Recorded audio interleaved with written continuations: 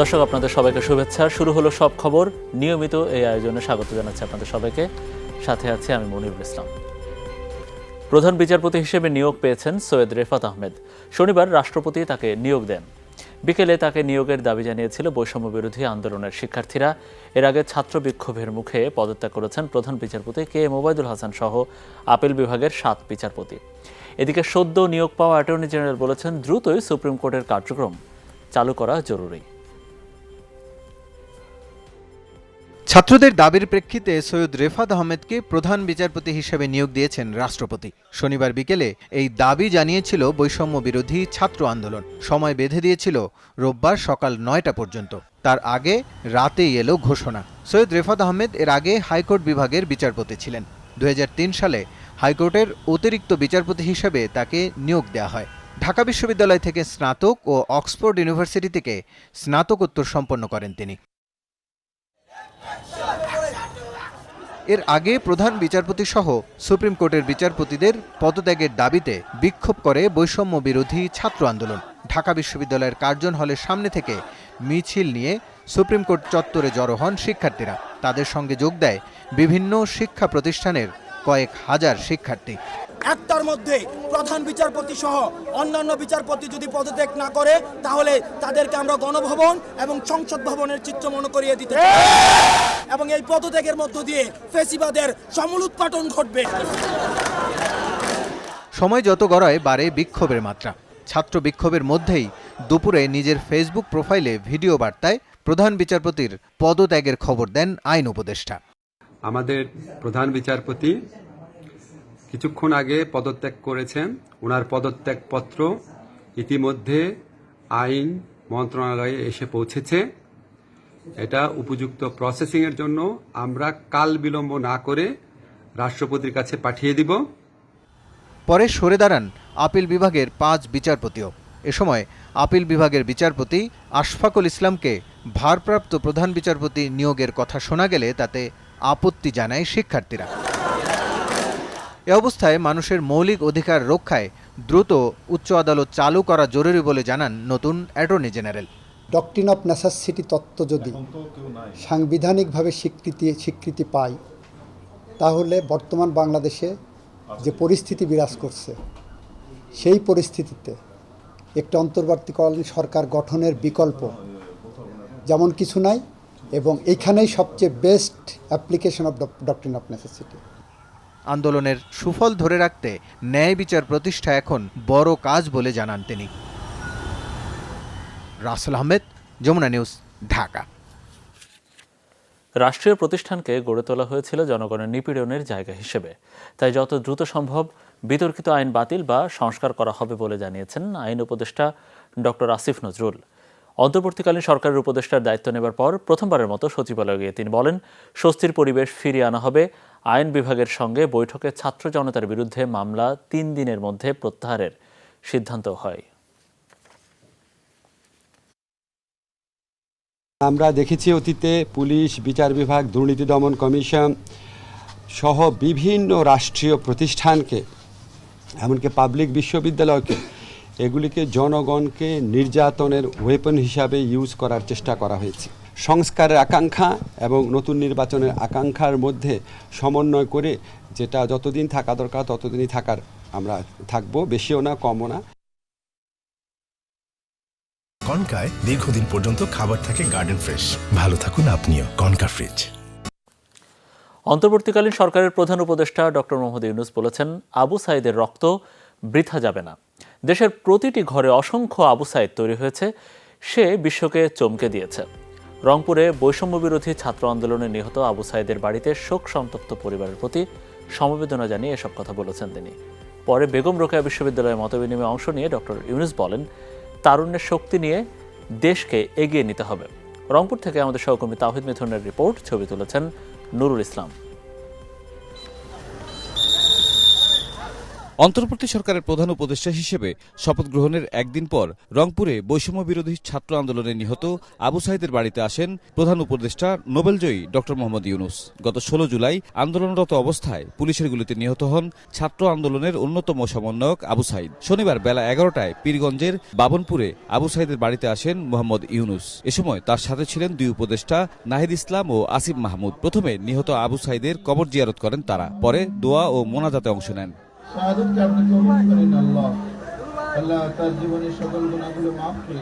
কবর জিয়ারতের পর আবু সাঈদের শোকাহত বৃদ্ধ পিতামাতা ও পরিবারের সদস্যদের সাথে দেখা করেন প্রধান উপদেষ্টা সহ অন্য দুই উপদেষ্টা। তাদের সাথে কথা বলেন ও সান্ত্বনা দেন প্রধান উপদেষ্টা। এ সময় তৈরি হয় এক হৃদয় বিদারক পরিবেশ। আবু সাঈদের স্বজনদের কান্না দেখে নিজের কান্নাও থামাতে পারেননি ডক্টর ইউনূস। বৈষম্য বিরোধী ছাত্র আন্দোলনের অন্যতম দুই সমন্বয়ক বর্তমান উপদেষ্টা নাহিদ ও আসিফও কান্নায় স্মরণ করেন তাদের সহযোদ্ধাকে। পরিবারের হাতে জাতীয় পতাকা তুলে দিয়ে আবু সাঈদকে রাষ্ট্রীয় বীর হিসেবে উল্লেখ করেন প্রধান উপদেষ্টা। আবু সাঈদকে গোটা দেশের মানুষের বিপ্লবের প্রতীক হিসেবে আখ্যা দেন তিনি। এই আবু সাঈদ এখন এক পরিবারের সন্তান না, বাংলাদেশের যত পরিবার আছে তাদেরই সন্তান, এবং তারা অধিকার তাকায় থাকবে। যারা ছোট ছেলে মেয়ে বড় হবে, তারা স্কুলে পড়বে, আবু সাঈদের কথা নিজে নিজে প্রস্তুত হবে, আমিও ন্যায়ের জন্য লড়ব। ছাত্ররা যে স্বপ্ন নিয়ে আন্দোলন করেছিল তা পূরণেরও আশ্বাস দেন ডক্টর ইউনূস। নিহত আবু সাঈদের বাড়িতে প্রধান উপদেষ্টার আগমনকে কেন্দ্র করে জমায়েত হয় হাজারো মানুষ।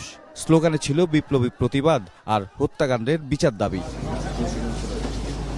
আবু সাঈদের বাড়ি থেকে পরে রংপুরে তার শিক্ষা প্রতিষ্ঠান বেগম রোকেয়া বিশ্ববিদ্যালয়ে আসেন ডক্টর ইউনূস। বিশ্ববিদ্যালয়ের প্রশাসনিক ভবনের হলরুমে কোটা বিরোধী আন্দোলনে অংশ নেয়া শিক্ষার্থীদের সাথে মতবিনিময় সভায় অংশ নেন তিনি। তারপর নানা বিষয় আছে, সামাজিক ব্যবসার কথা বলি, সেটার জন্য বিখ্যাত হয়ে আছে। সূচনা বক্তব্যে প্রধান উপদেষ্টা বলেন, শিক্ষার্থীদের আন্দোলন আবারও প্রমাণ করেছে তারুণ্যই শক্তি। সংখ্যালঘু সম্প্রদায়ের উপর হামলা ও দেশের চলমান নাশকতার সমালোচনা করে তিনি বলেন, আন্দোলনের মাধ্যমে অর্জিত বিজয় যাতে হাতছাড়া না হয় সে বিষয়ে সজাগ থাকতে হবে। আমাকে তো পৃথিবীর বিভিন্ন দেশে বিভিন্ন গ্রামে নিয়ে যায়, বাংলাদেশের সঙ্গে কারো তুলনা হয় না। মানুষের প্রাণ শক্তি, আর কিছু না। তার কাছে টাকা নাই, পয়সা নেই, কিন্তু সাংঘাতিক রকমের আগ্রহ আছে। শিক্ষার্থীদের দাবি অনুযায়ী বিমানবন্দরগুলোতে প্রবাসীদের হয়রানি করা হবে না বলেও আশ্বস্ত করেন ডক্টর মোহাম্মদ ইউনূস। পরে দীর্ঘক্ষণ শিক্ষার্থীদের নানা বিষয়ে মতামত শোনেন প্রধান উপদেষ্টা। দেশের নানা সেক্টরে দুর্নীতি রোধ সহ সব মানুষের জন্য সমান সুযোগ সৃষ্টির পদক্ষেপ গ্রহণের দাবি জানান শিক্ষার্থীরা। এরপর ডক্টর ইউনূস যান রংপুর মেডিকেল কলেজ হাসপাতালে। সেখানে কোটা আন্দোলনে আহতদের চিকিৎসার খোঁজ খবর নেন তিনি। পরে রংপুর সার্কিট হাউসে সাংবাদিকদের সাথে কথা বলেন প্রধান উপদেষ্টা। দেশের অর্থনৈতিক উন্নয়নে নিজেদের মধ্যে একতা প্রতিষ্ঠা এখন সবচেয়ে বড় চ্যালেঞ্জ বলে মনে করেন তিনি। আমাদের স্বপ্ন আমরা বাস্তবায়ন করব, এবং আমাদের স্বপ্ন বাস্তব, আমাদের যে স্বপ্ন, আমাদের যে ক্ষমতা, এটা যদি আমরা করি, পৃথিবীর মানুষ এমনি ভাবা দেবে। দেশের সম্ভাবনা অসীম, তাই সব সমস্যা দূর করে দেশকে এগিয়ে নেওয়ার প্রত্যয় ডক্টর মোহাম্মদ ইউনূসের। পৃথিবীর বহু দেশে তো যাই, কাজে দেখি এর চাইতে ঘনিষ্ঠ একটা জাতি। তাওহিদ মিথুন, যমুনা নিউজ, রংপুর। বৈষম্য বিরোধী ছাত্র আন্দোলনের শহীদদের স্মরণে জাতীয় সংসদ ভবন প্রাঙ্গণে মোমবাতি প্রজ্বলন করা হয়। শনিবার রাত 9টায় এই আয়োজনে শিক্ষার্থী ছাড়াও নানা শ্রেণী পেশার মানুষ অংশ নেন। এ সময় শিক্ষার্থীরা বলেন, বাংলাদেশে আর কোনো বৈষম্যের ঠাঁই নেই, কারণ বহু জীবনের বিনিময়ে এই স্বাধীনতা অর্জিত হয়েছে। রাষ্ট্রের সম্পদ রক্ষায় সকলকে এগিয়ে আসার আহ্বান জানান তারা। সংসদ ভবনের ভেতরে ও বাইরে এরই মধ্যে পরিচ্ছন্নতা কার্যক্রম শেষ করা হয়েছে। এছাড়া রাস্তায় ট্রাফিক পুলিশ না নামা পর্যন্ত যানবাহন নিয়ন্ত্রণ কার্যক্রম চলবে বলে জানায় আয়োজকরা। আমরা আমাদের কর্মসূচি শুরু করি হচ্ছে আমাদের শহীদদের স্মরণে মোমবাতি প্রজ্বলন দ্বারা। এরপর হচ্ছে আমরা আমাদের শহীদদের স্মরণে 1 মিনিট মৌনতা পালন করি, এবং পরিশেষে একদম দিকে আমরা আমাদের শহীদদের স্মরণে একটি প্রামাণ্য চিত্র সবার সামনে তুলে ধরি, যে বাস্তবিক যাতে সবাই খুব সহজে সেই জিনিসটার সাথে নিজেদের রিলেট করতে পারে। জিপিএইচ কোয়ান্টাম B600 TR বাংলাদেশের উচ্চ শক্তি সম্পন্ন একমাত্র রড। কোটা আন্দোলনকে ঘিরে গণহত্যার নিরপেক্ষ তদন্তের জন্য জাতিসংঘ ও প্রধান উপদেষ্টার কাছে চিঠি পাঠাবে বিএনপি। গুলশানের দলের কার্যালয়ে এক সংবাদ সম্মেলনে এমনটা জানিয়েছেন মহাসচিব মির্জা ফখরুল ইসলাম আলমগীর। এছাড়াও দুবাইয়ে আটক 57 বাংলাদেশিকে ছাড়াতে সরকারকে উদ্যোগ নেওয়ার আহ্বান জানিয়েছেন মির্জা ফখরুল। সমসাময়িক বিষয়ে গুলশানে বিএনপির চেয়ারপারসনের রাজনৈতিক কার্যালয়ে সাংবাদিকদের সাথে কথা বলেন বিএনপির মহাসচিব মির্জা ফখরুল ইসলাম আলমগীর।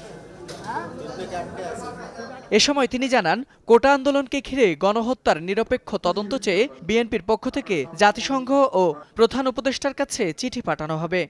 বিজয়ের পূর্বে সরকার বাহিনী দিয়ে যে নৃশংসভাবে গণহত্যা করা হয়েছে, সেই গণহত্যার ব্যাপারে আমরা সবসময় কথা বলে এসেছি এবং জাতিসংঘের উদ্বেগ ছিল এটাতে সবচেয়ে বেশি। আমরা সিদ্ধান্ত নিয়েছি যে জাতিসংঘের কাছে আমরা এই বিষয়ে একটা নিরপেক্ষ তদন্ত চেয়ে আমরা চিঠি পাঠাবো। সংবাদ সম্মেলনে ছাত্র আন্দোলনের পক্ষে সংহতি জানাতে গিয়ে দুবাইয়ে সাজাপ্রাপ্ত 57 বাংলাদেশিকে ফেরত আনতে সরকারকে উদ্যোগ নেয়ার আহ্বান জানান বিএনপির মহাসচিব। ইউএই যেখানে আমাদের প্রায় 50 জন শ্রমিককে বন্দী করা হয়েছে এই আন্দোলনের সমর্থন দেওয়ার জন্য, আমরা তাদের মুক্তির জন্য আমরা এই সরকারকে উদ্যোগ নেওয়ার জন্য আমরা চিঠি দেব। এছাড়া সংখ্যালঘুদের উপর হামলার বিষয়ে মির্জা ফখরুল ইসলাম বলেন, বিভিন্ন দেশে সংখ্যালঘুদের নিয়ে বিভ্রান্তিকর সংবাদ প্রচার হচ্ছে। বিচ্ছিন্নভাবে কিছু জায়গায় হামলা হলেও তা সাম্প্রদায়িক নয় বলেও মন্তব্য করেন তিনি। দেশে এবং বিদেশে কিছু কিছু গণমাধ্যমে বাংলাদেশের বর্তমান পরিস্থিতি নিয়ে বিভ্রান্তিকর খবর সংবাদ পরিবেশন করা হচ্ছে, যা আমরা মনে করি যে একেবারেই সঠিক নয়। কিছু কিছু জায়গায় কিছু কিছু সমস্যা তৈরি হয়েছে, নিঃসন্দেহে সমস্যাগুলো সম্প্রদায়গত হবে নয়, ধর্মীয় হবে না, এগুলো আপনার রাজনৈতিক। সুপ্রিম কোর্টের প্রধান বিচারপতি সহ বিচারপতিদের সরানো গণতন্ত্রের জন্য সুখবর বলেও মন্তব্য করেন তিনি। ফয়সাল মাহমুদ, যমুনা নিউজ, ঢাকা। অর্থনীতির গতি মন্থর হয়েছে, কিন্তু লাইনচ্যুত হয়নি। এক্ষেত্রে সংস্কার দরকার বলে জানিয়েছেন অর্থ উপদেষ্টা ডক্টর সালেহউদ্দিন আহমেদ। উপদেষ্টা হিসেবে দায়িত্ব পাওয়ার পরে সকালে সচিবালয়ে যান অর্থ উপদেষ্টা ডক্টর সালেহউদ্দিন। ছুটির দিনে অর্থনীতির হালচাল জানতে বৈঠক করেন কর্মকর্তাদের সাথে। দেশ থেকে পাচার হওয়া টাকা ফেরত আনার বিষয়ে প্রক্রিয়া চলছে বলে জানান তিনি। আর শিল্প উপদেষ্টা বলেছেন, শিল্পক্ষেত্রে নিরবচ্ছিন্ন গ্যাস সরবরাহ হবে তার প্রধান লক্ষ্য। নিজ মন্ত্রণালয়ে কোনো দুর্নীতির স্থান নেই বলেও জানিয়েছেন তিনি। বেসিক কাজগুলো করতে বেশি সময় লাগবে না, কারণ অলরেডি তো ছিল, মাঝখানে একটু বিচ্যুত হয়েছে, একেবারে লাইনচ্যুত হয়ে যায় না, একটু স্লো হয়ে গেছে। আমি ওদের একটু মন্থর হয়ে গেছে, এটাকে আমরা আরও গতিটাকে বাড়াবো। গ্যাসের চাহিদাটা আছে মন্ত্রণালয় চালানোর জন্য, ঘোড়াশালের ক্ষেত্রেও কিছুটা আছে, আমরা এটা আরও দেখছি। আজকে প্রথম দিনে গ্যাসের ব্যাপারটা এনশিওর করা। সংখ্যালঘুদের বাড়িঘর, মন্দির ও দোকানপাটে হামলা, ভাঙচুর, লুটপাটের অভিযোগে আজও বিক্ষোভ করেছে সনাতন ধর্মাবলম্বীরা। দুপুরে শাহবাগ মোড় অবরোধ করে বিক্ষোভ করেন তারা। এ সময় হামলাকারীদের দৃষ্টান্তমূলক শাস্তিসহ 8 দফা দাবি মেনে নিতে 3 দিনের আলটিমেটাম দেন বিক্ষোভকারীরা।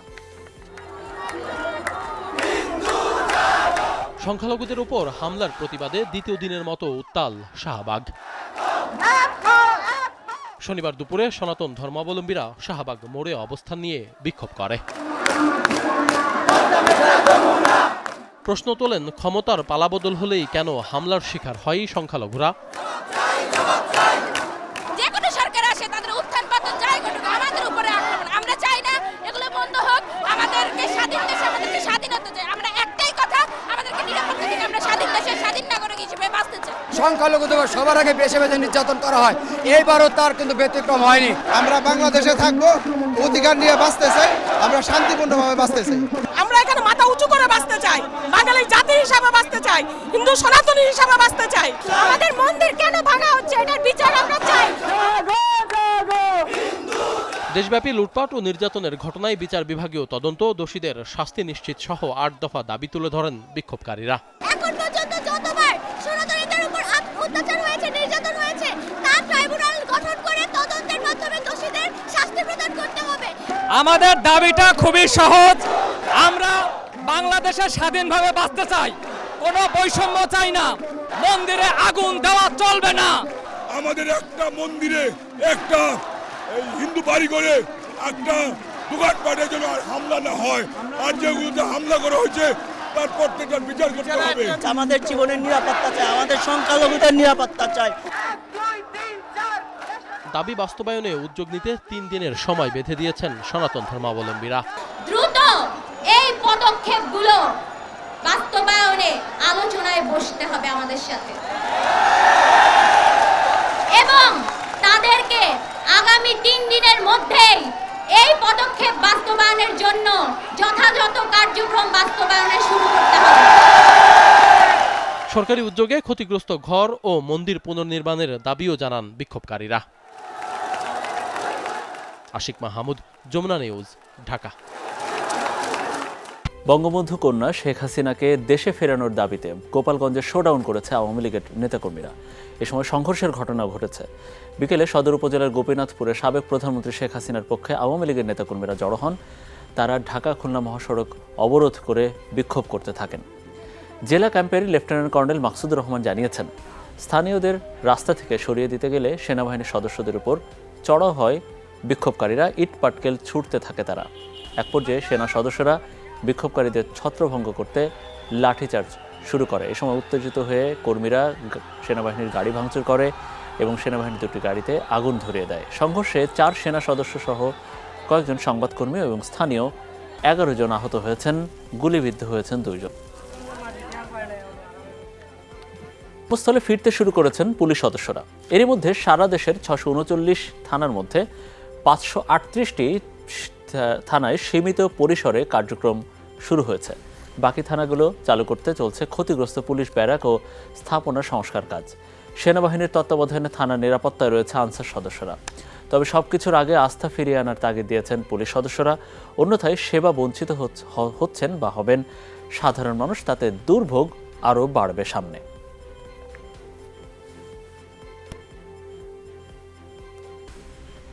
যমুনা ফিউচার পার্কের দক্ষিণ প্রান্তের পকেট গেটের নাম এখন শহীদ আবু সাইদ গেট। শনিবার সন্ধ্যায় শিক্ষার্থীদের একটি দল মিছিল নিয়ে এসে পকেট গেটে নতুন নাম সম্বলিত ব্যানার ঝুলিয়ে দেয়। উচ্ছ্বসিত শিক্ষার্থীরা বলেন, আন্দোলনের প্রথম শহীদ আবু সাইদের স্মৃতির প্রতি শ্রদ্ধা জানাতেই এই উদ্যোগ নেওয়া হয়েছে। শিক্ষার্থীরা বলেছেন, যমুনা ফিউচার পার্কের এই গেটটি দীর্ঘদিন বন্ধ থাকায় ভোগান্তিতে পড়েন হাজার হাজার মানুষ। এখন তরুণ প্রজন্ম উন্মুক্ত গেটে এই ব্যানার দেখা মাত্রই আবু সাইদের আত্মত্যাগ স্মরণ করতে পারবেন।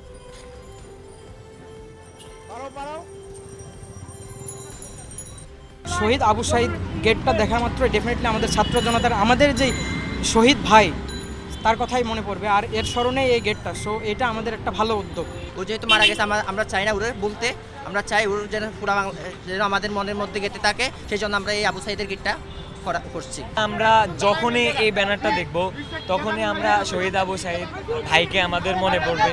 আমরা একটা রাস্তা দিয়ে ক্রস করতেছি, যখন দেখব আমাদেরই সিনিয়র ভাইয়েরা রক্ত দিয়ে চলে গেছে, তাদের নামে কোনো একটা জায়গা মানে উদ্বোধন করা হয়েছে, তখন তো মন প্রাণ ভরে যাবে।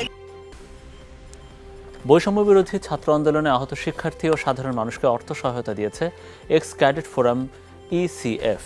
23,000 প্রাক্তন ক্যাডেটদের সমন্বয়ে গঠিত এই সংগঠনটি সাম্প্রতিক শিক্ষার্থীদের আন্দোলনে আহতদের নানাভাবে সহায়তা দিয়েছে।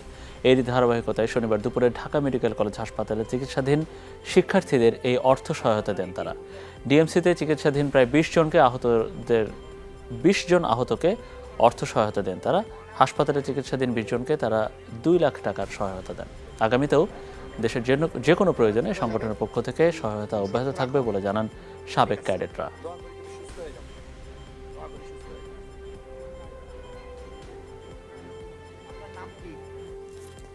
দর্শক, আর এই ছিল আমাদের আজকের সব খবরের আয়োজনে। এতক্ষণ আমাদের সাথে থাকার জন্য আপনাদের সবাইকে অনেক অনেক ধন্যবাদ।